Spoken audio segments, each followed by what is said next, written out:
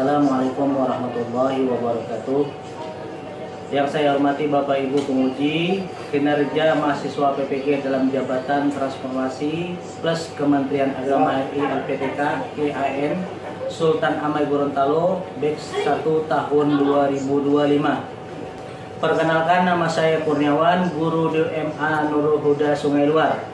Saya adalah mahasiswa pendidikan profesi guru dalam Jabatan Kementerian Agama RI batch 1 tahun 2025 di LPTK IAIN Sultan Amai Gorontalo dengan NIM 247125065, nomor UKG 202545821.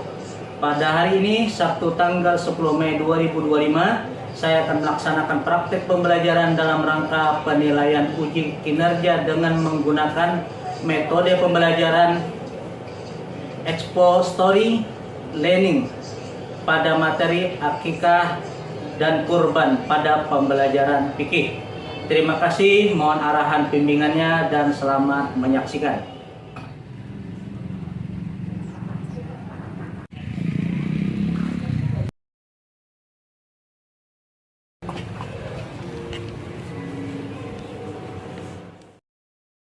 Assalamualaikum warahmatullahi wabarakatuh. Waalaikumsalam warahmatullahi wabarakatuh. Bismillah, alhamdulillah, Allahumma salli ala Sayyidina Muhammad wa ala ali Sayyidina Muhammad. Selamat pagi anak-anak. Selamat pagi. Sehat? Alhamdulillah, luar biasa. Allahu Akbar. Baik, pada pagi hari ini kita akan melaksanakan pembelajaran seperti biasanya. Sebelum kita memulai pembelajaran pada hari ini, ada baiknya saya tanyakan bagaimana keadaan kalian? Sudah siap untuk melaksanakan pembelajaran selanjutnya? Siap. Sebelum kita memulai pembelajaran, saya akan absensi dulu. Siapa yang tidak hadir pada hari ini? Ada yang tidak hadir? Ada. Siapa? Nadia dan Muhammad Alwi Harpandi. Oke, dua orang ya. Kenapa mereka tidak hadir? Nadia sakit. Nadia sakit. Sebelum kita memulai pembelajaran, kita akan mulai dengan doa dan saya minta kepada Ananda Sapri untuk memimpin doa pada pagi ini. Tafadhol. Doa dimulai. Bismillahirrahmanirrahim. Rabbi shrah li sadri wa yassir li amri wahlul 'uqdatam min lisani yafqahu qawli. Rabbi zidna ilman warzuqna fahman wa amalan shalihan mutaqabbalan bi rahmatika ya arhamar rahimin. Baik, anak-anak yang dimuliakan oleh Allah Subhanahu wa taala, sebelum kita memulai, saya akan periksa dulu kelengkapan belajar kalian, kemudian busana, dan perhatikan lokal kalian sudah bersih apa belum. Masing-masing silakan, ada sampah tidak itu. Baik, pada pembelajaran kita yang minggu lalu kita sudah membahas perihal tentang Haji. Ada yang bisa menjawab pengertian haji yang sudah kita pelajari minggu kemarin? Jendela Pak. Coba tahu.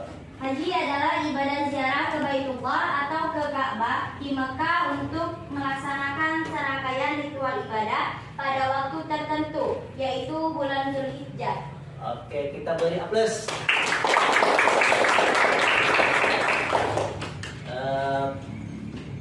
Haji, kita ulang kembali sedikit. Haji yang dimaksud adalah qasdul Ka'bah li'adai af'alin muhassasah. Nah, jadi terjemahnya yang beliau sampaikan tadi bahwa ada kekhususan di bulan-bulan tertentu, di bulan tertentu yaitu bulan Zulhijjah untuk melaksanakan haji dengan perbuatan atau ritual yang sudah ditetapkan. Kemudian sebutkan rukun-rukun haji. Ada yang bisa jawab? Silakan. Pak. Pertama, poin haji ingat, yang kedua wukuf, yang ketiga tawaf ibadah, yang keempat sa'i, yang kelima tahallul. Oke, kita beri aplaus lagi. Yang terakhir, sebutkan wajib haji. Ada yang bisa jawab? Wajib haji ialah serangkaian kegiatan yang disyariatkan dalam ibadah haji yang pelaksanaannya wajib dilakukan. Jika salah satu wajib haji ditinggalkan, maka jamaah haji harus membayar dam atau denda. Ihram dari miqat. 2. Mabit di Muzdalifah. 3. Melempar jumrah Aqabah. 4. Melempar 3 jumrah di hari tasyrik. 5. Mabit di Mina. 6. Tawaf wada. Oke, terima kasih. Kita beri aplaus lagi. Sekarang kita bisa lihat di bagian papan tulis kita. Pada hari ini kita akan membahas satu permasalahan yang menyangkut masalah haji dan pelaksananya di bulan haji, yaitu kurban. Ada yang tahu pengertian kurban? Ada tahu? Ayo, apa itu kurban? Ada tahu kurban? Kurban adalah tindakan penyembelihan hewan ternak dengan niat untuk beribadah demi mendekatkan diri kepada Allah Subhanahu wa taala yang dilakukan pada hari raya Idul Adha sampai pada hari tasyrik. Nah, hari tasyrik itu hari ke-11, 12 dan 13. Ada 3 hari. Kita lanjutkan. Syarat-syarat hewan kurban. Yang pertama, hewan tersebut diniatkan untuk kurban hewan. Yang kedua, kurban harus sehat dan tidak boleh cacat. Yang ketiga, untuk kambing atau domba sudah berusia 1 tahun atau sudah berganti gigi. Ini berbeda pendapat di kalangan ulama. Bahkan ada yang mengatakan boleh sudah sampai cukup 6 bulan. Terus yang keempat, untuk kambing biasa minimal berusia 2 tahun. Untuk unta berumur minimal 5 tahun. Untuk sapi dan kerbau minimal berumur 2 tahun.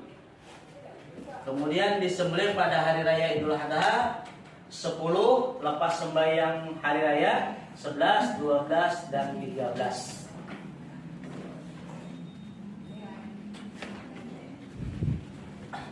Sampai di sini ada pertanyaan? Tidak ada. Kita lanjut. Pembahasan yang kedua adalah akikah. Nanti kita akan bedakan di antara 2 perihal ini. Yang pertama, akikah. Akikah adalah penyembelihan hewan pada hari pencukuran anak yang baru lahir dalam suatu keluarga. Penyembelihan biasa sebagai rasa syukur kepada Allah Subhanahu wa taala. Dan akikah ini biasa dilaksanakan sesuai dengan hadis Nabi Muhammad SAW, dilakukan pada hari ke-7 kelahiran. Kalau bagi orang tua yang belum mampu untuk menyembelih kambing, maka boleh disunahkan di hari yang kelipatan dari 7, hari ke-14. Kalau tidak bisa, masih disunahkan lagi sampai ke hari 21. Itu sunnah muakkad. Kalau di atas lebih pada itu disebut dengan sunnah biasa. Adapun masalah akikah, kita lanjutkan.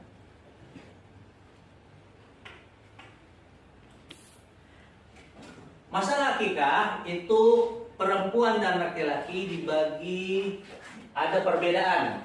Kalau anak laki-laki itu 2 kambing untuk 1 anak laki-laki. Sedangkan bagi perempuan 1 kambing untuk 1 anak perempuan. Ini seperti pembagian waris. Kalau pembagian waris, perbandingannya 2 laki-laki, 1 perempuan. Kita lanjut. Praktik pembagian kurban dan akikah. Di antara 2 ini ada perbedaan yang sangat mencolok. Yang pertama, kurban itu dibagikan dalam keadaan daging yang mentah. Sedangkan akikah itu dibagikan kepada orang dalam keadaan sudah dimasak. Lanjut lagi. Adapun tata cara penyembelihan daging akikah dengan korban itu sama. Tidak ada perbedaan di antara keduanya. Kemudian hikmah akikah, pertama berniat ibadah, yang kedua memperkuat ukhuwah Islamiyah, yang ketiga mendatangkan berkah bagi orang tua yang mengakikahi anaknya. Oke, sampai di sini ada pertanyaan seputar akikah dan kurban. Silakan. Bolehkah seseorang menggabungkan niat kurban dan akikah dalam satu penyembelihan? Oke, di sini ada dua pembahasan. Yang pertama, kalau dia kambing, maka ada dua pendapat. Yang pertama dari Imam Ramli mengatakan boleh kita berniat satu kambing dengan dua niat. Kita menyembelih kambing dengan dua niat. Yang pertama niat akikah, kemudian langsung dengan niat kurban pada saat waktu yang memang waktunya untuk kurban. Yang kedua, menurut Imam Ibnu Hajar, tidak boleh niat satu kambing dengan dua niat. Nah, ada dua pendapat. Boleh yang pertama, tapi dengan catatan memang dia tidak mampu untuk melakukan keduanya di lain waktu. Kalau dia mampu, maka lakukan berbeda niat. Artinya satu kambing, satu niat. Kalau dia niat akikah, tetap akikah. Kalau dia niat kurban, dia harus niat kurban. Tidak boleh digabungkan. Tapi kalau dia memang rasanya tidak mampu melakukan keduanya, maka boleh dengan satu kambing untuk niat keduanya. Tapi menurut Imam Romli. Adapun Imam Ibnu Hajar mengatakan tidak boleh niat. Lalu bagaimana dengan orang yang berniat satu lembu dengan dua niat? Ada yang bisa jawab? Kalau tadi satu kambing, sekarang satu lembu. Satu lembu biasa korban untuk 7 orang. Nah, misalnya satu lembu itu ada 6 orang yang punya niat kurban, 1 orang dia niat akikah. Apa boleh atau tidak? Boleh. Boleh. Yang lain? Boleh. Nah, bagaimana pembagian dagingnya? Seterusnya ada pertanyaan yang lain? Izin bertanya, Pak. Silakan. Bagaimana hukumnya orang yang berkurban tetapi belum melaksanakan akikah? Boleh. Karena urusan akikah dan kurban ada perbedaan. Yang pertama, urusan akikah itu adalah urusan orang tua kepada anak, sedangkan kurban adalah urusan pribadi. Jadi batas sunnah akikah itu sampai kesunahan orang tua untuk mengakikahi anaknya itu sampai usia balik. Maka setelah itu maka tidak tanggung jawab orang tua lagi. Adapun kalau kita belum akikah, kemudian kita ingin melaksanakan kurban, boleh melaksanakan kurban. Oke, ada pertanyaan yang lain?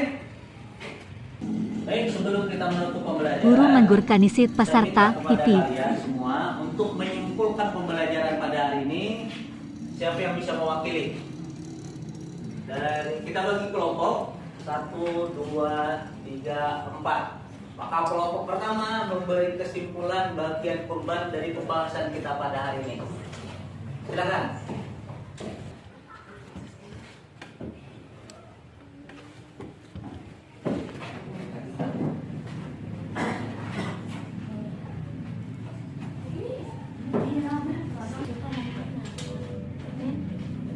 Oke, baik anak-anak, kita persilakan kelompok 1 untuk mempresentasikan hasil yang didapat dari pembelajaran kita hari ini. Silakan.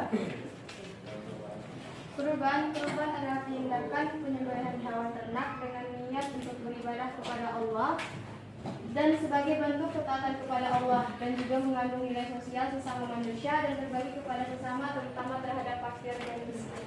Oke, sebelum melanjutkan kelompok kedua, saya akan beritahu sesuatu yang mungkin tidak banyak diketahui pada umumnya, bahwa kurban ini bukan saja dilaksanakan pada masa Nabi Muhammad, tapi jauh sebelum itu, bahkan pada masa jahiliyah. Jadi sebelum Nabi Muhammad sudah ada nabi-nabi yang sudah korban. Salah satu yang paling populer adalah Nabi Ibrahim. Nah, ketika pada masa jahiliyah, korban itu tidak ditentukan waktu dan bulan seperti bulan-bulan pada masa sekarang. Dulu tidak tertentu, karena pada masa itu zaman jahiliyah orang korban itu persembahannya kepada berhala, dan itu dilakukan ketika berjudi. Seperti yang saya sampaikan kemarin, bahwa zaman jahiliyah itu berjudi dan yang kalah akan menyumbangkan satu ekor unta untuk dikorbankan dan dibagikan kepada fakir miskin. Oke, kita beri aplaus kepada kelompok 1. Oke, kita persilakan kepada kelompok 2 untuk menyampaikan hasil daripada apa yang dia dengar hari ini. Silakan. Jadi kurban dan akikah adalah dua ibadah dalam Islam yang berbeda dalam tujuan, waktu pelaksanaan, dan sebagian lagi. Oke, itu aja. Oke, kita beri aplaus. Kelompok 1, kelompok 3 kita persilahkan. Waalaikumsalam warahmatullahi wabarakatuh. Ini adalah hasil dari kerja kelompok kami, kelompok 3. Dari hewan kurban wajib sudah disedekahkan dalam keadaan unta. Orang yang berkorban boleh memakan sebagiannya.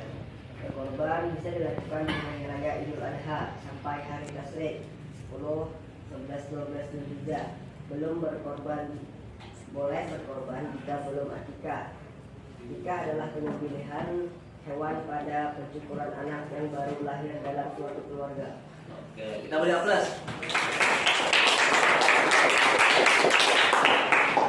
Cuman perlu dilihat bahwa hari tasyrik itu tanggal 11, 12, dan 13. Oke, tapi sudah bagus dan benar. Kemudian untuk masalah materi.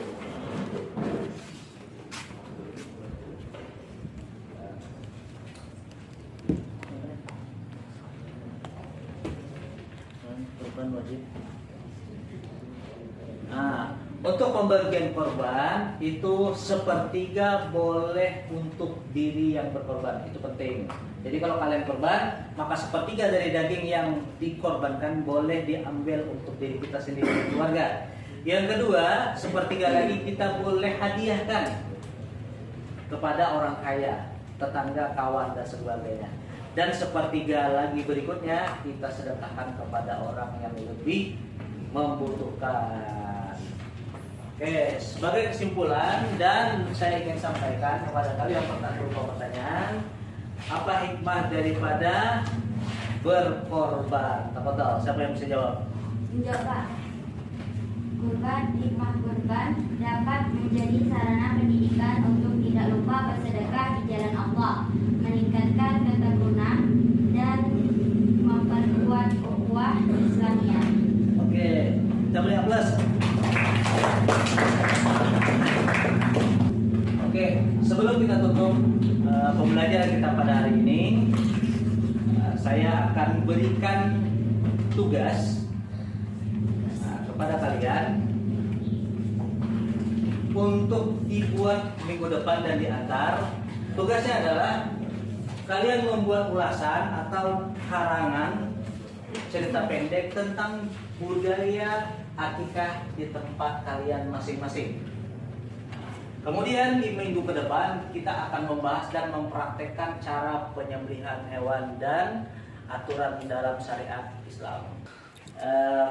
Dengan berakhirnya pembelajaran kita, mari kita ucapkan Alhamdulillahirrahmanirrahim.